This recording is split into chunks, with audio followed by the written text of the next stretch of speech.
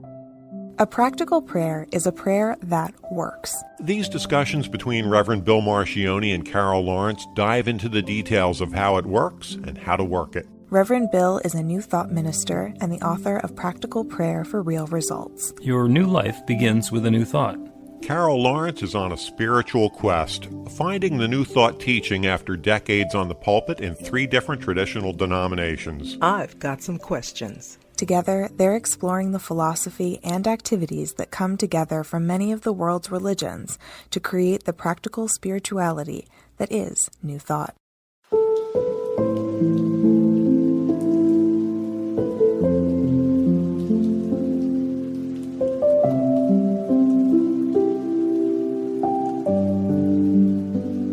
Welcome to the Practical Prayer Podcast. I'm Carol Lawrence, here with Reverend Dr. Bill Marcioni, and we are going to discuss something wonderful, as usual.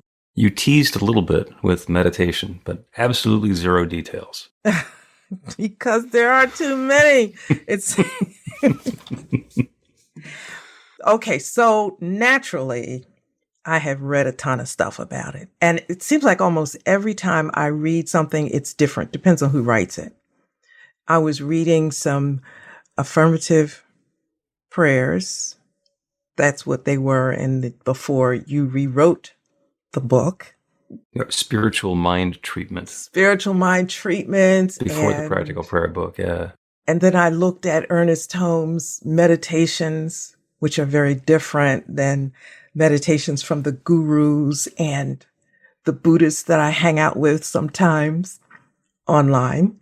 So I thought, there is no one way. So can we just kind of talk about it? Because I'm feeling when people ask me questions, it feels very uncomfortable to push a process on someone and it's not who they are or it doesn't resonate with them, because then you're working hard at it.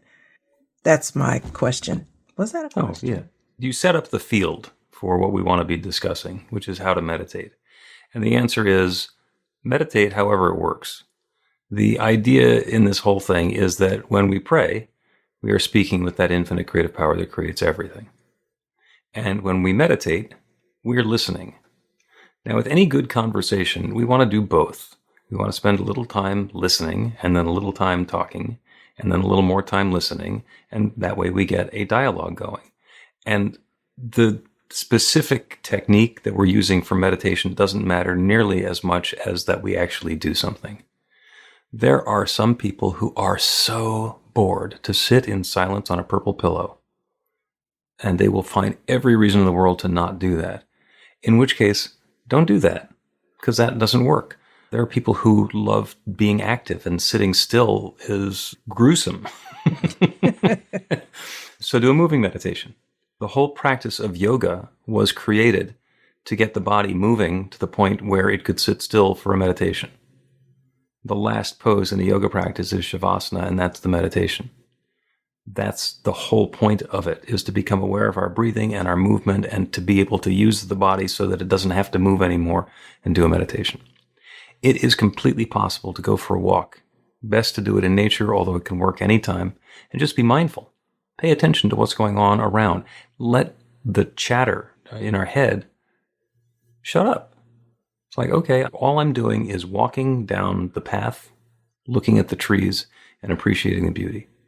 And when I start thinking about what I'm going to make for dinner, or what the bank balance is, or what did she mean by saying that, and the rest of the chatter in our mind comes along, is to turn it off. No, what I'm doing now is being fully present for this walk.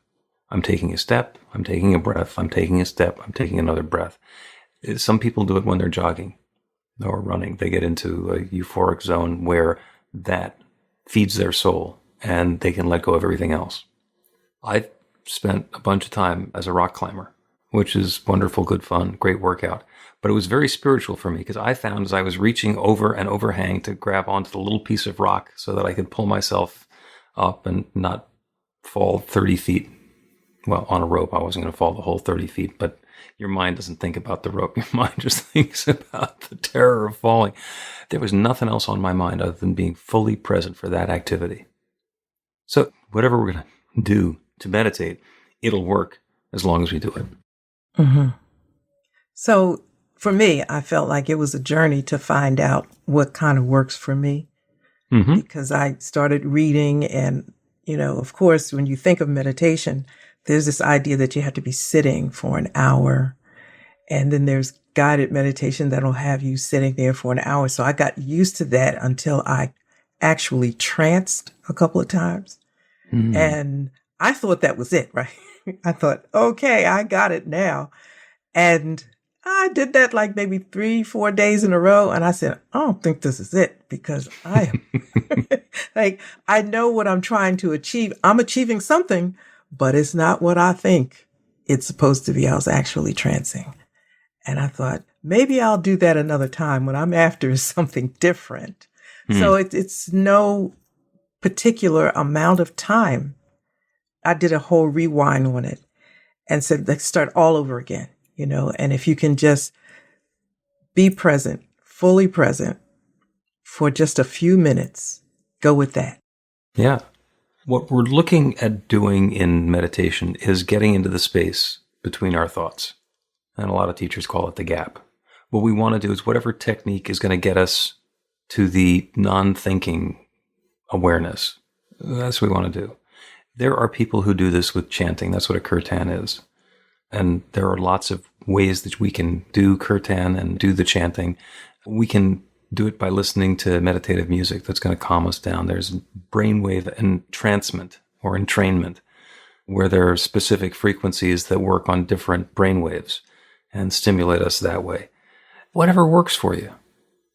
Whatever works to get the mind quiet enough that we can get into the gap. That's where the meditation leads us. And you talked about reading. Another type of meditation is a passage meditation, where you take a quote or a mantra or a scripture and you just repeat it.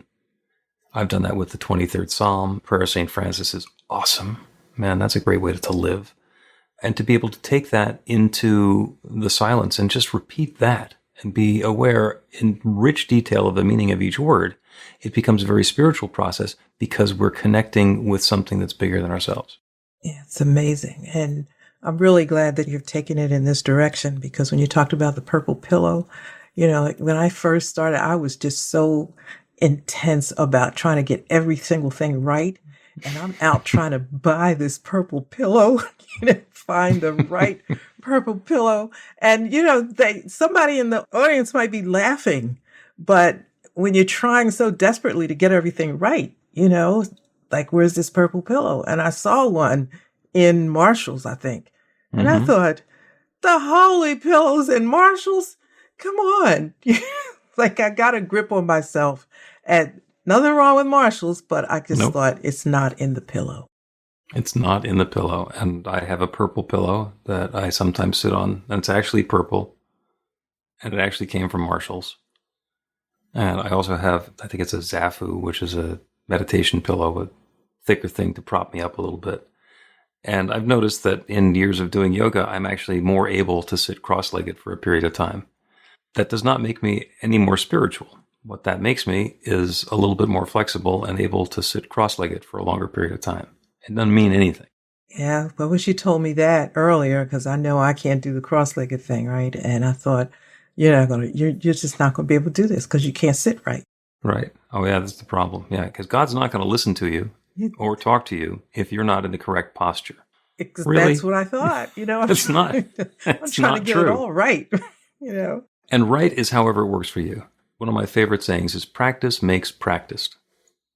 You just get to do it.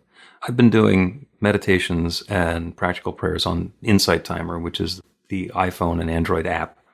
And there are, at this point, tens or hundreds of thousands of meditations and thousands of teachers and millions of subscribers and listeners. I do a silent meditation every morning, 15 minutes, just to do it. I play it in silence because the music distracts me, and I spend more time figuring out which track I want to listen to than I would actually doing the meditation. So it plays 3 bells and then 15 minutes of silence and plays 3 bells again. And then it'll tell me that I meditated with 7.5 million people, and here are the ones who are close by. Just do it.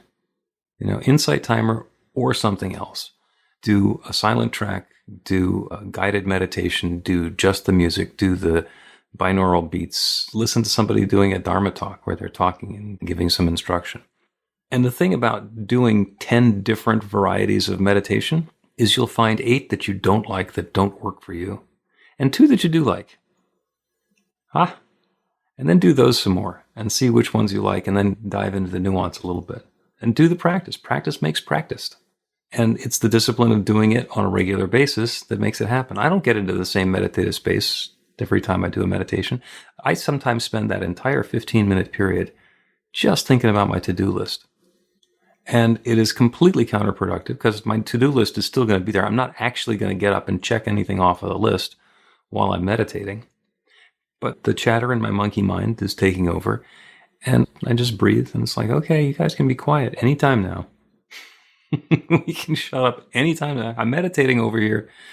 And there are other times when I just get right into the zone. And it is uplifting and refreshing. And the time goes by in an instant. Yeah, of course, coming from a traditional church background, every single thing that you do in church, there's a right and a wrong. There's rules upon rules upon rules. And so I came to New Thought, or traveled that, distance, trying to figure out, well, how do I live in a world where there's no right, wrong, right? And so I'm in this thing trying to meditate. And so I'm reading, trying to find right, wrong. And it's so much. I thought, I don't think there's any right or wrong here. Okay. So what am I after? And how can I get to what I need to get to by being me and okay with that?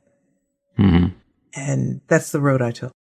Yeah. And there's not a right and wrong. There's the specific path that you need to follow in New Thought. So there's no right. There is a wrong. Let's take a break and we'll come back and talk about what's wrong. That'll be interesting. Get inspiration in an instant.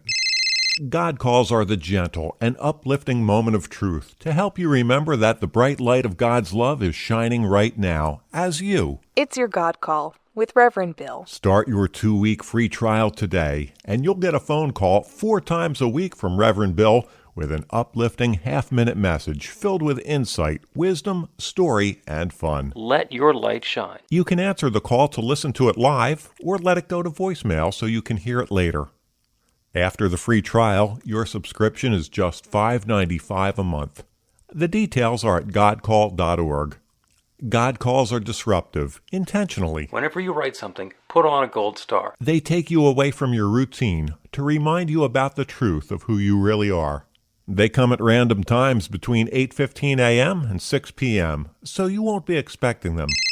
And somehow, the message is exactly what you need to hear at the time. Magic is loose in the world. It's a moment of motivation in the middle of your day. Find out more and start your 2-week free trial now.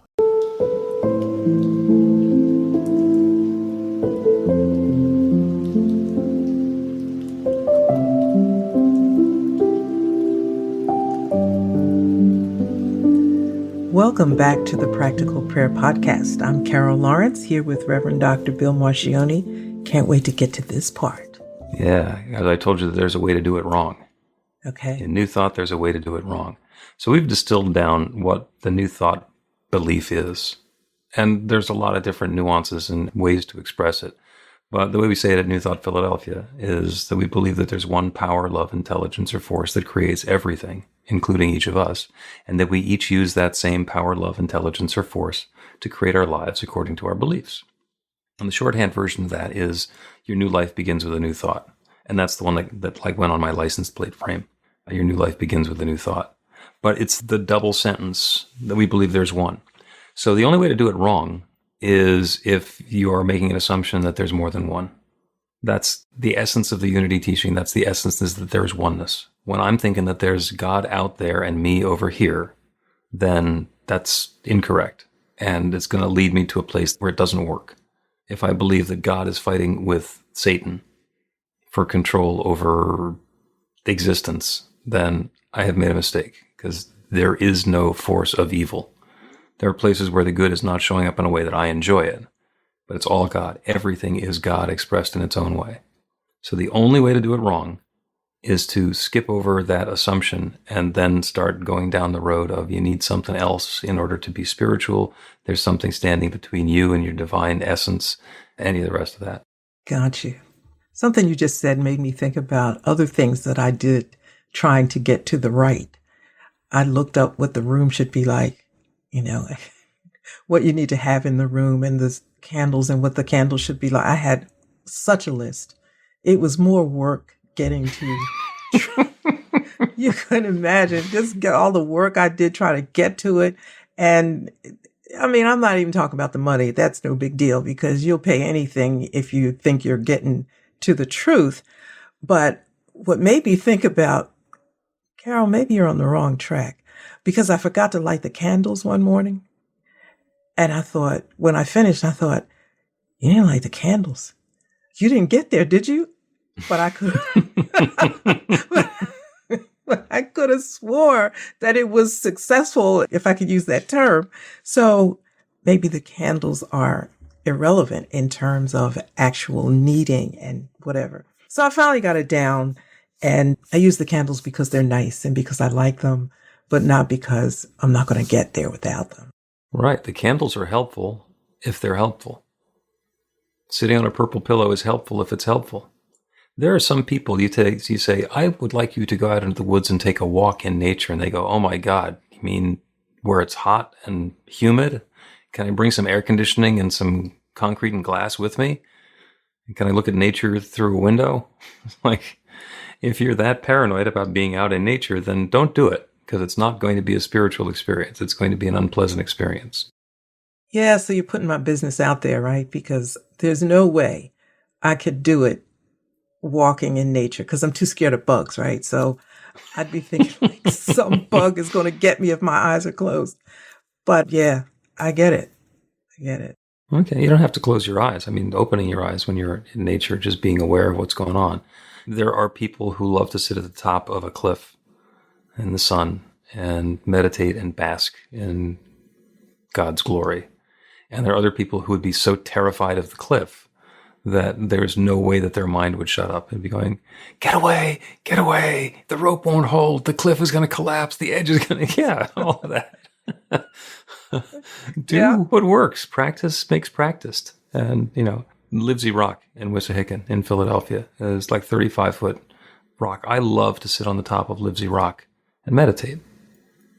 And I've climbed the rock a bunch of times, which I do while wearing, ropes and harness. And when I sit up on the top, it feels different sitting there with a harness clipped into one of the anchors versus just sitting up there. And when I'm just sitting up there, I'm a little farther back from the edge. But it's about finding our comfort zone and doing what works. Do what works. Now, I think in an earlier episode, I talked about the metaphor of the Arthur Murray dance lessons. And if not, I will refresh you. So as we're learning to dance, the Arthur Murray technique is where you take numbered footprints and you put them on the floor and you step from 1 to 2 to 3 to 4 to 5 to 6 to 7 to 8. And your partner has the other color and they step from 1 to 2 to 3 to 4. And that way you're dancing. And it's wonderful. And you can count, you can learn to waltz or to foxtrot or to cha-cha or square dance or whatever it's going to be doing that. And to my way of thinking, that's religion. These are the steps that you go through in order to have a spiritual practice or to be part of our religion. And they're very helpful, and people can learn to dance that way. There are other people who just turn on the music and find the groove and dance. And sometimes they look fabulous, and sometimes they look silly. And it doesn't matter how they look because they're connecting with it and they're dancing. And the whole downfall of you got to follow the steps is if somebody says, could you please turn down the music? I'm trying to count. It's like, you've missed the point. The point is not to follow the steps. It's to get into that groove. Yeah. And I guess you can short circuit it by just not buying so many books and trying to read and make it this way or that way. You just find your own space or your own groove. That's perfect to say it that way. Don't put the word just on there. if what's going to help is reading the books and trying the different techniques and finding a guru and traveling to India because maybe they've got it going on, then eventually you either get to move to India because that resonates with you, or you get to come home and say, I learned something fascinating in India. And part of it was about which water to drink, whatever. We are always able to learn and take that insight and that information and add it into our practice. And we're also free to say, yeah, that doesn't work for me. I'm going to do something different instead. And that's what it comes down to, because I'm smiling with memory when you talked about India, because I'm reading and I'm looking at every video that I can put my hands on. And if somebody says something about somebody, I got that one, and I'm looking at all of this, and it's wonderful. But if it doesn't resonate with who I am, it's like I'm mimicking something else, and I wanted something different than that, because I'd have to conjure up a feeling so that I could feel like what I see or what I imagine that I'm seeing. And it took a while to get out of that, because I'm thinking they got it right and I don't. Mm-hmm. So I thought, okay, wait a minute. And it's something you did in a class. You'll probably remember way back. We're doing meditation and you were using different kinds of music. And I've already found the music that works for me. So it doesn't matter what in the world somebody does. This one is cool and I'm sticking with it. Mm-hmm. But I was curious in that class, and I think you may have played 2 or 3 different kinds, and one almost fell off the chair. I'm thinking, I can't think like this. Like, what is this? And I was trying, because we were on Zoom, right? So I'm trying to make sure my face didn't show it, because I was new to you then, right? I didn't want you to see like a crazy look on my face. And I'm thinking, oh God, I hope it's not showing on my face, but this music is killing me. Now, and I was so curious to hear the responses from other people in that class. And nobody said anything negative. Everybody was fine with it. So I'm sitting there thinking, well, I'm the only weirdo here, so I'm not saying anything. It's just, I'm sticking with what works for me. Mm-hmm. And that's what you do, I guess. And you actually mentioned one of those spiritual destinations a little earlier in the episode. And we can use it for a lot of guidance. And that, of course, is Marshall's. So there are times when we go to Marshall's, and more so before the pandemic when it was fashionable to try stuff on. I'm getting back to it now. But you go into Marshall's or Macy's or any store, any clothing store, and you look at all the things that are there, and you say, well, that color is not going to look good on me, and this is a hideous style, and I saw somebody else wearing something like this once, and I would never do that. And then you look at them and say, this might be nice, this could be interesting, let me try this on and see how it feels, see how it looks, see how it fits. And you go into the dressing room, and you take 15 pieces with you, or if it's Marshall's, you can take 7, because they have a limit. And you try them on, and some of them fit, and some of them don't. And you don't say, oh, this one that didn't look good on me or that didn't fit, there's something wrong with it. No, it just doesn't fit. And that's what we're doing with our spiritual practice. We're not trying to judge the practice. This might look fabulous on somebody else. And this might look awful on everyone. And thank God there's some slob out there willing to wear it, because it doesn't have to be me, and just let your judgment go wild. But understand, this works for me. This doesn't work for me. And I'm going to take that as insight and guidance so that I can do what works for me. Yes, yes. And I think it's a good thing to start out with just that attitude, But I was by myself, when I'm searching on my own. I didn't have you to tell me, don't worry about all of that. Like, I probably could have saved myself 6 months. Would you be younger, or would you have just been doing different things after that 6 months? Oh, goodness, I'd be younger. Well, then just go into the dressing room and put on 6 months younger, and we'll move along. Yeah, you can that do sounds that. Good. All right.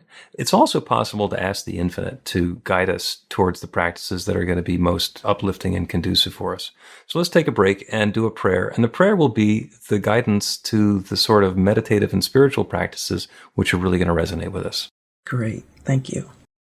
Learn to put practical prayer to work in your life. The steps are simple to learn and let you begin to get real results to create the life of your dreams immediately. Reverend Bill Marchione's widely acclaimed book, Practical Prayer for Real Results, gives you a clear summary of the New Thought principles behind practical prayer and the series of easy-to-understand steps found in the most effective prayers from religions and spiritual practices all over the world and throughout history. Practical prayer is not a replacement for your religion or practice. It's a technique to make the work you do in consciousness even more effective. The book includes 40 prayers on various topics that you can adapt as needed and use as your own. Practical Prayer for Real Results is available in paperback, Kindle, and audiobook on Amazon or at b-the-light.com. That's b-the-light.com.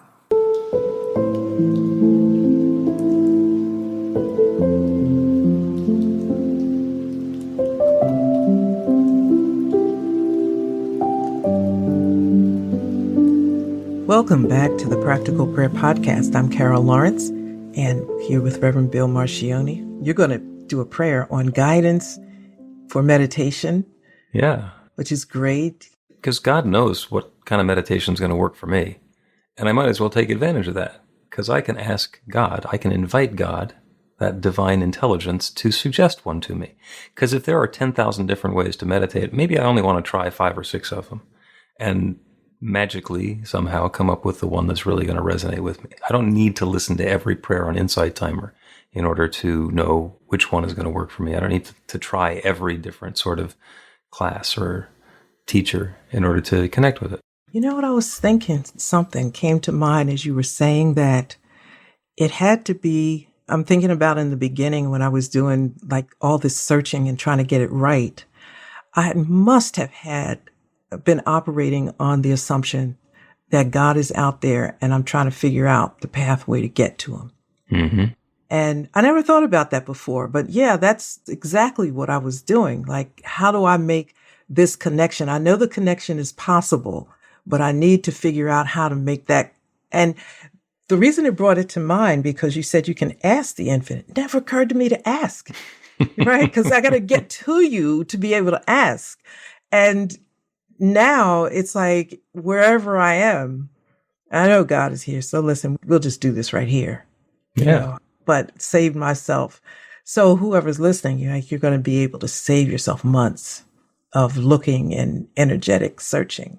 And therein lies the benefit of this teaching of oneness, is that we are not on our own. We don't have to figure it out. There's no price of admission, and there's no way that we're going to have the goods withheld from us or be punished for not thinking through things correctly or counting our steps accurately. The good is always at hand. So let us pray that way. This prayer is for divine guidance on exactly the spiritual practices which will bring insight and guidance and uplift to each one who's listening, and to know that it's going to be different for everybody. Humanity comes in 7-8 billion flavors, and there's not one that works for everyone. There is not one particular technique that's going to be right for everyone who's listening. So let's open to the guidance for what's right for me for now and for next. So as you're comfortable, go ahead and close your eyes. And it's not because there's something magical that happens with our eyes closed. It's because we get to turn away from all of the distractions and the details in the world around us. So we can open ourselves up to the awareness of that divine presence within. There is one infinite creative power that creates everything.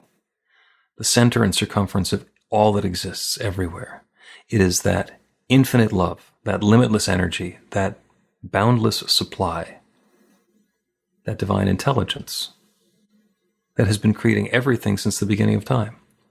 Everything that exists, every person, every place, every activity, every moment, every idea, every practice is that one, taking its own specific and particular form. That includes me.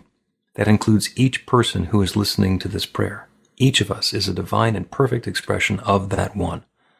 A dazzle point, a facet on the surface of a diamond that's reflecting and refracting the light. There is one diamond, but the light shines in so many, many different ways, bringing detail and richness and color into the world, that rainbow that comes when the diamond gets into the sunlight. That's what's happening. We're each shining in our own specific way, different, yet all the same. And so that one infinite creative power that creates everything, that one divine mind that knows all, is even now guiding each of us to that perfect spiritual practice that will bring us a deeper awareness of our connection with Spirit, a sense of peace and peace of mind and comfort and guidance and wisdom, and allow us to let go of attachment to the specifics in the world around us and be aware of that divine power within to allow us to settle into the gap. It happens in all sorts of different ways. It's different for each of us, and it's all good. So that wisdom and that guidance, that inspiration of the technique to try, of the path to choose or to experiment with, the track to listen to on the meditation app, it's all being revealed to us, and we are each being informed by that next perfect step, what's ours to do next, and we each are inspired to take it and allow the infinite to continue to move us through the process. It is possible that the first thing that we try is not going to be the last one that we're going to settle with. It is possible that there's a library or a variety or a cornucopia of different techniques that's right for each of us. And so I accept that good in whatever way it's showing up for each of us and for all of us. And I'm grateful. I'm grateful for the process. I'm grateful for the guidance. I'm grateful for the deepening spiritual practice of each one here, knowing that practice makes practiced, and that makes us each more and more aware of the divinity that's the truth of who and what we are. So grateful for this good. I'm so grateful for the guidance. I'm so grateful for the willingness of each one listening. I'm so grateful for the awareness of this creative process, my ability to speak this word of intention, of invitation, and release it into that creative law, and to know without any question whatsoever that that law is saying yes. This good is underway now. And so this feeling of thanks, I speak this word, I let it be, and I know it's so. And so it is. So it is.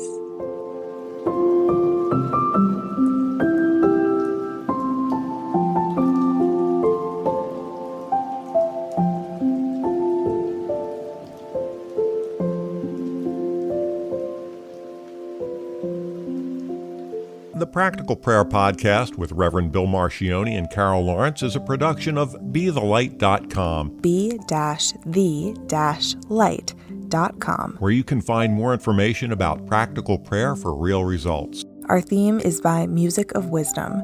You can learn about the spiritual community of New Thought Philadelphia with daily guided meditations, Weekly celebrations of spirit, and Reverend Bill's classes in practical spirituality at newthoughtphilly.org.